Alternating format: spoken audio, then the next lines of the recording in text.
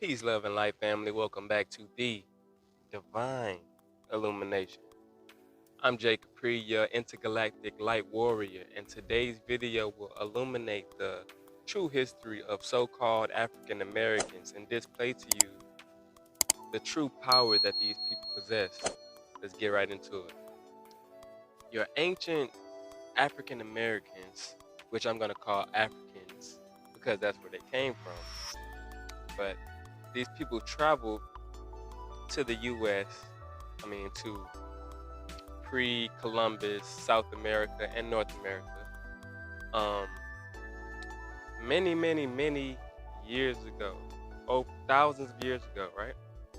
Now, before we get into any details, I just want you guys to understand that these people were very intellectually advanced, technologically advanced than the rest of the world, right? Africa is the origin of humanity. So these people have a lots of experience with maneuvering and navigating throughout this planet, right? They have circumnavigated this planet many a time, right? But we tend to not get the credit for any of that. So we talk about how these people were in South America before Columbus. Let's talk about how they got there in the first place. So you have something that's called the North Atlantic Current that runs from the North Atlantic Current system. It's different currents within the North Atlantic Current system. You have the Canaries Current, which traveled from Northwest Africa south down the western coast of Africa, and that current runs all the way down into the equatorial current, and the equatorial current takes you from like mid to southern Africa, like mid Africa, and it takes you west to the New World, South America, Mexico, right? And then you have the Antilles current, which travels from the Caribbean west as well, but west towards Florida. And the current also runs from Florida north up the eastern side of North America, right? So with minimal effort, these people could the currents just carry you to the New World, to the west. The currents carry you there. And it just doesn't take a lot of effort to get there. So it's no challenge. It's not hard to wrap your head around that, how they made it to America long ago. They had ships for many years. We're gonna get into that, but it's very easy to travel to the New World from Africa. There's also the South Atlantic Current system, which also runs west to the New World, right? So let's get into some of the facts. Let's get into the artifacts and the facts and just the proof that Africans were in America before Columbus. So we're getting this first bit of information straight from the horse's mouth, Christopher Columbus himself. In the diary of his second voyage, he says that the natives of Hispaniola gave him golden spearheads, right? These golden spearheads, and they told him when they gave it to him that these spearheads came from people that traveled here from Africa, right?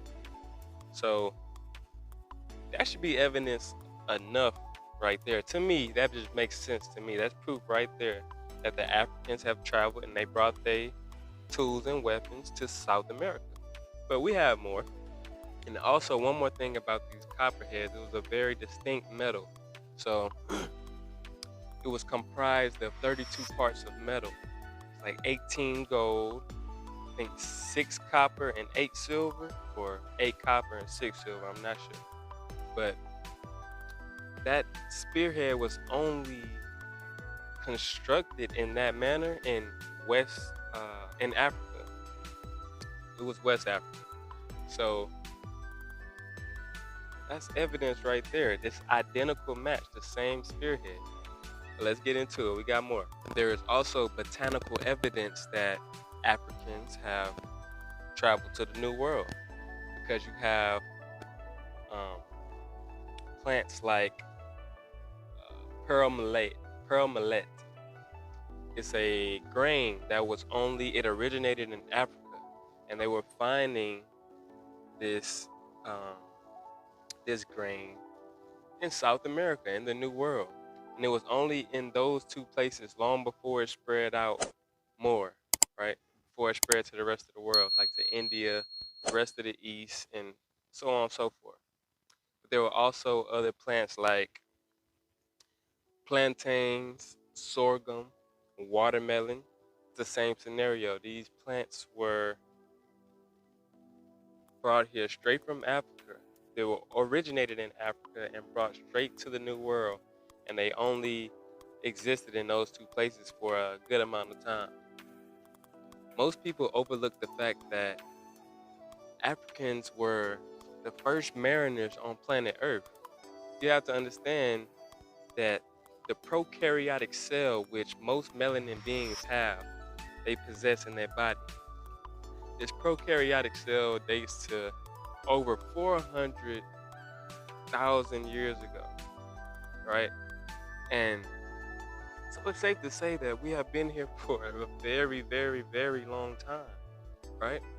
So with that being said, don't you think that we have constructed a boat of some sort to travel the globe or to travel anywhere, right? Then I told you about the North Atlantic and South Atlantic currents that run to the New World with minimal effort. You don't need a sail or anything. The current will literally carry you to the west.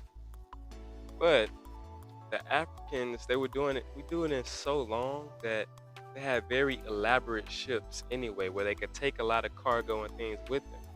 And a lot of the ships, like in Egypt, date back to 3500 BC, right? We had ships for a very long time, right? So it only makes sense that we wouldn't stay on one continent for all of that time. We're going to explore. It's human nature. So they had ships in 3500 BC. So it's no question that these people have traveled. They have sailed. They have took the current somewhere, right? And also, there are also those same African ships have been found in South America, right? The same ship, same design, it's already been found in South America to once again prove that the Africans have traveled from Africa to the New World. So now that we are aware that the Africans had the ability to travel to the New World by way of water, what did they do when they got here? So the Africans in this time period were very wealthy people, extremely wealthy people. We know to this day, Africa is the richest continent on Earth, right? So with that being said, these people were very wealthy and they were very influential. They were very powerful people. They were very intellectual, technological. They were well-rounded people. So when they came to the New World, they spread their ideas, their wealth, their way of life with people that were here, right? Now, we can't speak about Africans traveling to the New World without mentioning the Olmec stoneheads. Now, these stoneheads are very important because these stoneheads were a lot larger than any of the post-Mesoamerican civilization stoneheads. They were a lot larger. up to 11 feet in height and ranging from 6 to 50 tons in weight. So these are very massive structures. And these people are not going to waste time to carve out structures for something that doesn't mean a lot to them, for someone that they don't want to remember for a very long time or forever, right? And not only were these stone heads extremely large, but there was 18 stone heads, right?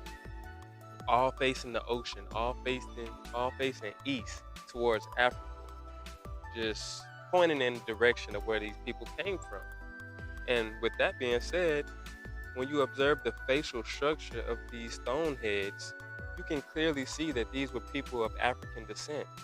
The uh, the broad lips, the full lips, the open nostrils, and also the helmets that were on these Olmec stone heads were helmets that resemble African culture, people from Africa.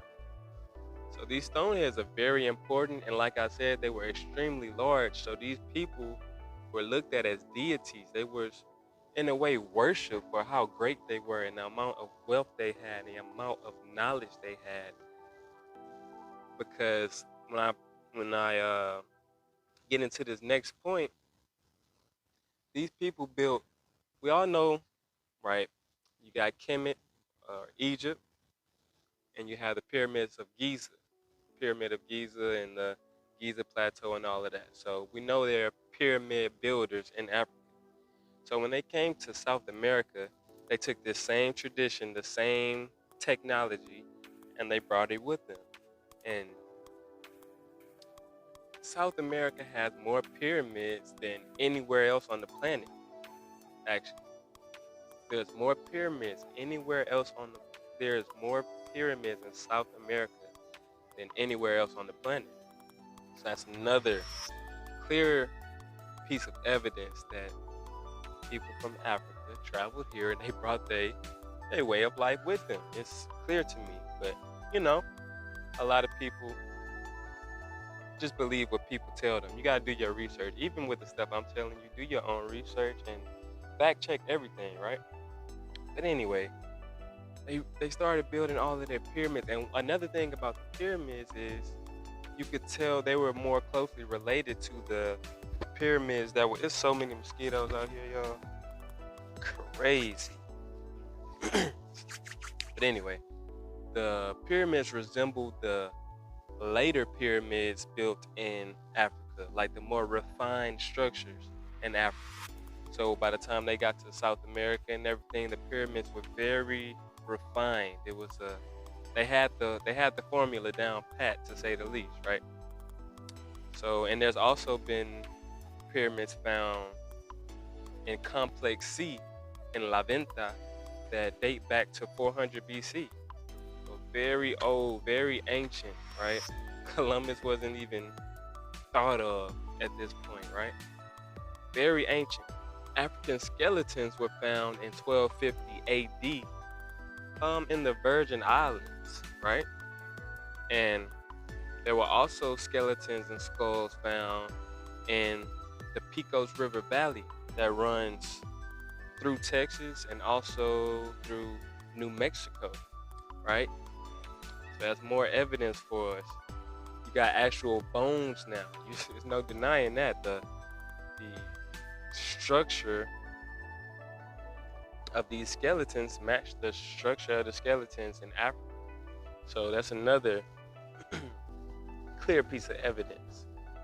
And as we dig deeper into this, we realize that there were actually pyramids found in the Grand Canyon. They call them mounds actually, but it's a pyramid type structure found in the Grand Canyon. And also Egyptian artifacts, other Egyptian artifacts found in the Grand Canyon as well, like scribes and different tools, things of that matter. Also, as well as Ohio, um, there were Egyptian artifacts found in Ohio and all throughout North America, right? So we must set our ego aside and just observe the facts. It's that simple. We've been lied to for so long. It's like people just easily accept whatever is given to them. It's like people, I don't know, they don't have the yearning to learn. They don't have that, you know what I'm saying? That desire to learn and seek truth. I'm one of those people who like to seek truth. I don't take anything at face value. I want to dig deeper and do my own research, and that's what I encourage you all to do. But getting back to the Africans in America, I want to get back to the Olmec civilization. This fly is getting on my nerves. The Olmec civilization was very, very important because it is the mother civilization of all Mesoamerican civilizations, right?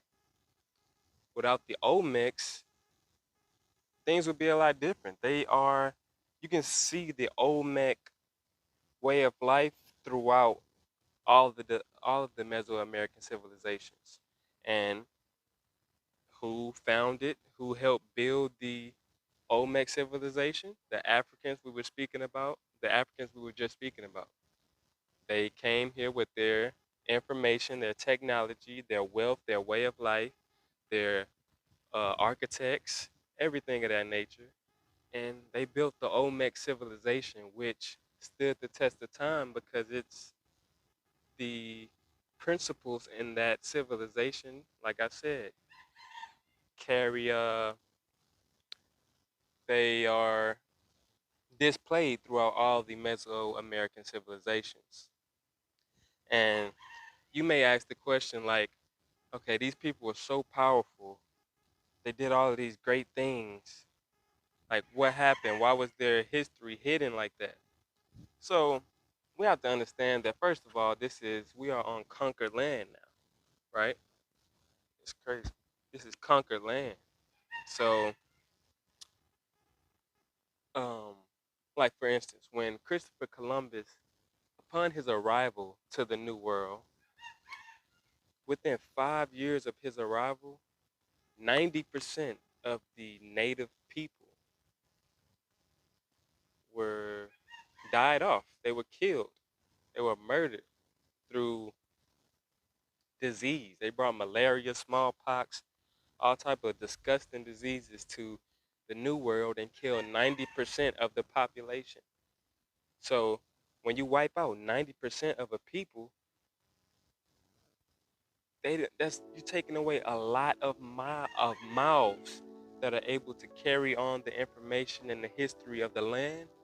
It's very few mouths left to do that.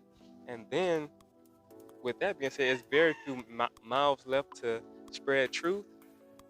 And they were enslaved as well. So it was like, if you did speak truth or try to carry on anything, you would get shunned for it. So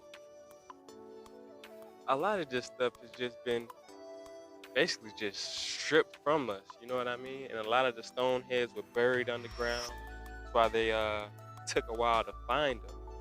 But yeah, it's just crazy how our history was just stripped from us and we don't get any credit. Our ancestors don't get any credit for the work that they have put in.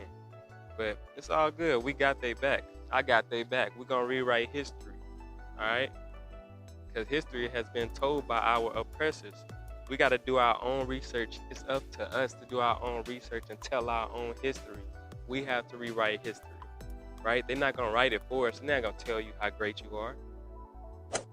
They wouldn't exist. America is built on by African people.